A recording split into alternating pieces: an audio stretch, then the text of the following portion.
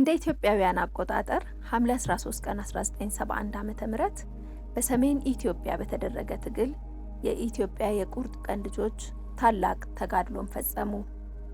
እጅግ ፈታኝ ከሆነው ከናቅፋ ተራራ ጀርባ በሮላ ጸሊምና በአሊጌና መሃል ለኢትዮጵያ ፍቅርና ለሕዝቡ አንድነት ሲሉ የተሰጣቸውን አደራ ሲወጡ የወደቁ ብርቅዬ የአገር ልጆች በስንቅ እጦትና በከባድ ጦርነት ሳቢያ በሞቱና በቆሰሉ የ503 ግብረ ኃይል አባላት መካከል ሆኖ ለሀገር ክብር ልክ እንደ አጼ ቴዎድሮስ የራሱን ጥይት የተጎነጨ አገሩን ከአጼ ኃይለ ሥላሴ ዘውዳዊ ሥርዓት እስከ ወታደራዊ ደርግ መንግስት ድረስ በታማኝነት ያገለገለ ወታደር የአገርና የሕዝብ ሀብት መሆኑን ያስመሰከረ የወታደራዊ ሳይንስን ያጠና ሌሎችንም ያስጠና የአገሩን የበረራ ደህንነት ዓለም እስኪቀናበት ድረስ ያጠናከረ ፋና ወጊ ታሪኩ ደብዝዞ የተጻፈ ጀግና የብዙዎች ቁጭት የሆነን ሰው ታሪክ ወደ እናንተ ልናደርስ ወደድን። በቂ ጥናትና ዝግጅት ተደርጎባቸው ወደ እናንተ የሚደርሱ ረብ ያላቸው ጥንቅሮችን ለመከታተል እንዲያመቻችሁ ሰብስክራይብ በማድረግ የሰዋሰው ፖድካስት ቤተሰብ ይሁኑ።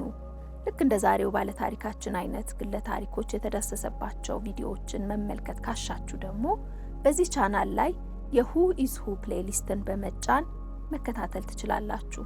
ወደ ዛሬው ባለ ታሪካችን እንመለስ።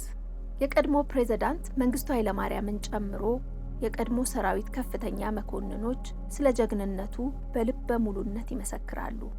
በኢትዮጵያ ዘመናዊ የሰራዊት ታሪክ ከፍ ያለ አበርክቶ ስለነበረው ኮሎኔል ካሳ ገብረ ማርያም በቁጭት ሲያወሩ ይህ ሰው በአንድ ወቅት ለገነት ጦር ትምህርት ቤት የእጩ መኮንኖች ምርቃት ላይ ያደረገው ንግግር ላይ ታሪክ እኛንም እናንተንም በህሊና መነጽሯ እየተመለከተች ነው የምትመሰክርልን እንጂ የማትመሰክርብን እንዲሆን እመኛለሁ የሚለው ንግግሩ ግማሽ ምዕት ዓመት ሊደፍን የሆነ ቢሆንም እሱን የሚመለከቱ ዘገባዎች ላይ ድምፁ ጥርት ኩልል እንዳለ በየበይነ መረቡ ላይ ተጭኖ እናገኘዋለን። ታዲያ የዚህ ውብ ታሪክ በመስራት ተኖሮ የታለፈ ህይወት ባለቤት ታሪክ መስክራለት ይሆን?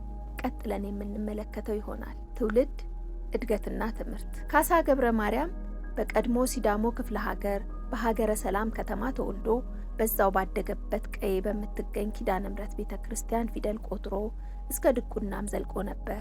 ነገር ግን በአንድ አጋጣሚ ከአባቱ ጋር ወደ አዲስ አበባ የመምጣት እድል ይገጥመዋል። ታዲያ አዲስ አበባን ባዶ እጇን አልነበረም የተቀበለችው። በወቅቱ የነበሩ ወጣቶች ልጆችን አስገድዶ ወደ ዘመናዊ የቀለም ትምህርት የሚያስገባ ህግን ይዛ እንጂ። በመሆኑ የውስጥ ፍላጎቱ ከእድል ጋር ተዳብሎ እጁ የገባው ካሳ የዳግማዊ ምኒልክ ትምህርት ቤትን ተቀላቀለ። በዛም እስከ 8ኛ ክፍል ተከታትሎ አባዲና ፖሊስ ኮሌጅ ገባ።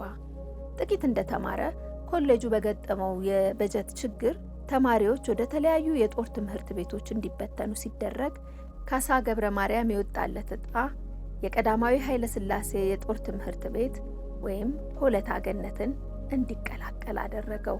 የኮሎኔል ካሳ ገብረ ማርያም ልጅ ዶክተር ስንታየው ካሳ የአባቷን ታሪክ ከ100 በላይ ሰዎችን ቃለ መጠይቅ አድርጋ ባሰናዳችው መጽሐፍ ላይ በተማሪነትና በወጣትነት ዘመኑ እጅግ ልከኛ፣ ቀልጣፋ፣ ጠንካራና ንቁ እንደነበረ ብዙዎች የገለጹላት ቢሆንም የወቅቱ የመኝታ ክፍል ተጋሪው የነበሩት ሜጀር ጀነራል ከፈለኝ ይብስ የሰጡት ምስክርነት በመጽሐፉ ተካቶ እናገኘዋለን።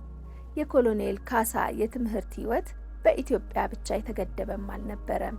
ወደ አገረ አሜሪካና ዩጎዝላቪያ በማቅናት ከወታደርነት እስከ መኮንንነት የሚደርሱ ኮርሶችን ወስዷል። የሙያ አበርክቶ ኮሎኔል ካሳ ገብረ ማርያም የአገር ፍቅር ስሜቱን የተወጣበት ሙያ ይመስላል ውትድርና። በፍጹም የአገር መውደድ ውስጥ ሆኖ የተለያዩ ሙያዊ አበርክቶችን ፈጽሟል። በቀዳማዊ ኃይለ ሥላሴ ዘመነ መንግስት የመጀመሪያውን ልዩ ኃይል አቋቁሞ በሶማሌ የተለያዩ ግዳጆችን ፈጽሟል። በዚህም አገር አትርፋለች። በ1960ዎቹ በተለይም በተማሪዎች እንቅስቃሴና በለውጥ ፈላጊ ነን ባይ ኃይሎች ተከታትለው በተደረጉ የአውሮፕላን ጠለፋዎች ሲታወክ ለነበረው የኢትዮጵያ አየር መንገድ የበረራ ደህንነት ተቋምን በመመስረት ከጭንቅ ታድጎታል። አየር መንገዱን ብቻ ሳይሆን የአገሪቷን ገጽታ የሚያበላሹ በርካታ የአየር ጥቃቶችን እንዲከሽፉ የአንበሳውን ድርሻ ተወጥቷል። በወቅቱ በነበሩት የጦር ትምህርት ቤቶች ማለትም በቀዳማዊ ኃይለ ሥላሴ ገነት ጦር አካዳሚና በቀዳማዊ ኃይለ ሥላሴ ሐረር ጦር አካዳሚ አስተምሯል። የገነት ጦር ትምህርት ቤትን በአዛዥነት መርቷል። በርካታ ሀገር የምትኮራባቸውን ወታደራዊ ግዳጆች በሀገር ውስጥም በውጭ ሀገርም ፈጽሟል። ተጫዋችና ዳንሰኛው ካሳ። ልጁ ዶክተር ስንታየው የአባቷን ታሪክ በመጽሐፍ መልክ ስታዘጋጅ ከጠየቀቻቸው ወዳጆቹ መካከል አንዱ አፈሩን ገለባ ያድርግላቸውና የቀድሞ የኢፌዴሪ ፕሬዝዳንት ግርማ ወልደ ጊዮርጊስ ነበሩ። ታዲያ ከዶክተር ስንታየው ጋር የነበረው ቃለ መጠይቅ እንዲህ ይወርዳል። አባቴን ያውቁታል? በሚገባ። የት በረሃ? የሆነ ዘመቻ ላይ የነበረ በረሃ እንደሆነ ገምታ ትጠይቃለች። ይህን ቃለ መጠይቋን አስመልክታ ከዶክተር እንዳለጌታ ከበደ ጋር በነገረ መጽሐፍት ዝግጅት ላይ በነበራት ቆይታ በሳቅ ታጅባ ስትገልጽ ውቤ በረሃ በማለት ይመልሳሉ ግርማ ወልደ ጊዮርጊስ። በወቅቱ ውቤ በረሃ ከንጉሳዊ ቤተሰብ ጀምሮ የሚዝናኑበት ስፍራ መሆኑን ልብ ይሏል። ኮስታራውና ቆፍጣናው ካሳ ገብረ ማርያም አራዳን ካቀኗት አራዶች መካከልም ነበር። ታሪክ የምትመሰክርልን ካሳ ገብረ ማርያም በተሰኘው መጽሐፍ ላይ ዶክተር ስንታየው ካሳ ከተለያዩ የሚሊተሪ ኃላፊነቶችና ተግባራት ፋታ የሚወስደው በሙዚቃና በዳንስ ነው። በተለይም ቲፕታፕ ዳንስ ነፍሱ ነበረ ትለናለች። ከሙዚቀኞች ጋርም መልካም ወዳጅ ነበረ። ብዙነሽ በቀለ፣ ጥላሁን ገሰሰ፣ ታምራት ሞላና ሌሎችም ጋር የቅርብ ትውውቅ ነበረው። ኮሎኔል ታደሰ ይመር ከሙዚቀኞች ጋር የነበረውን የጠበቀ ግንኙነት በአንድ ወቅት ትዳሩን እንዴት አደጋ ላይ ጥሎበት እንደነበረ በካሳ ገብረ ማርያም መጽሐፍ ላይ ሲገልጸው አስናቀች ወርቁ ካስዬ ካሳሁን ተዋብረን እንሁን ስትል ያዜመችውን ዘፈን ለአንተ የተዘፈነ ነው ብላ ባለቤቱ ወይዘሮ አሰለፈች ኃይሌ እንደተጣላችው ገልጸው ነበር። ሚስቱን እንዳገሩ የሚወደው ካሳ ገብረ ማርያም ኩርፊያና ጠቡ ብዙም ሳይጠናበት የሚያስቀና ትዳሩ ቀጥሏል። ከሙዚቃና ዳንስ ባለፈ ስፖርትም ልዩ መዝናኛው ነበር። በተለይ ቴኒስ። ከውትድርና ኮስታራና ግርማ ሞገስ የተጎናጸፈ አቋምና ፊት ጀርባ ቀልድ አዋቂ ካሳ ገብረ ማርያም እንደነበረ በተለያዩ ገጠመኞቹ ይታወሳል። በተለይ የአየር ደህንነት መስሪያ ቤት ኃላፊ በነበረበት ወቅት ንጉሠ ነገሥቱ የሚገኙባቸውን በረራዎች ደህንነት ለማስጠበቅ ንጉሠ ነገሥቱ ጋር አብሮ ይበር ነበር።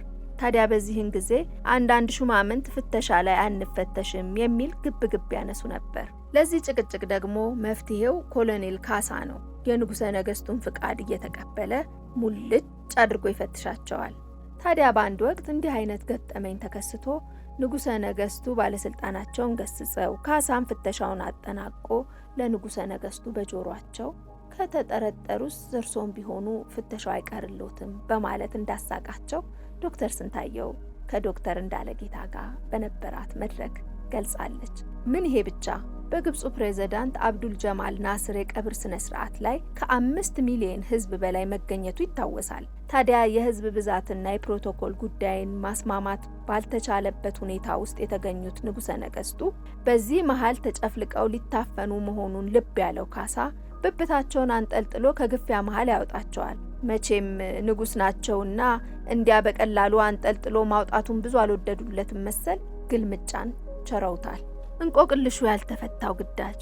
ይህ በተለያዩ ሀገራት ለግዳጅ ተልዕኮ ስኬታማ የነበረ የሀገሩን ሉዓላዊነት ለማስከበር ወደ ኋላ የማይል ወታደር እና በሱ የሚመራው 503 ልዩ ኃይል በ1971 ዓመተ ምህረት ቀድሞ ያልተሞከረ ልዩ ግዳጅ ይሰጠዋል። የዘመቻና የወታደራዊ አሰላለፍ ለኮሎኔል ካሳ ብቻ ተነግሮ በምድር ጦር ግቢ ውስጥ ለ3 ቀናት ተመክሮ ኮሎኔል ካሳ በቅርቡ ድል ያሰማናል ሲሉ ኮሎኔል መንግስቱ ኃይለ ማርያም ለስብሰባው ተሳታፊዎች በልበ ሙሉነት ገልጸው ወደ ሰሜን ኢትዮጵያ የናቅፋ ተራራ ጀርባ ይልኩታል። እስከዚህ ድረስ የነበረው ጉዞ ለሁሉም ወታደርና ለቤተሰቡ አባላት ግልጽ ነበር።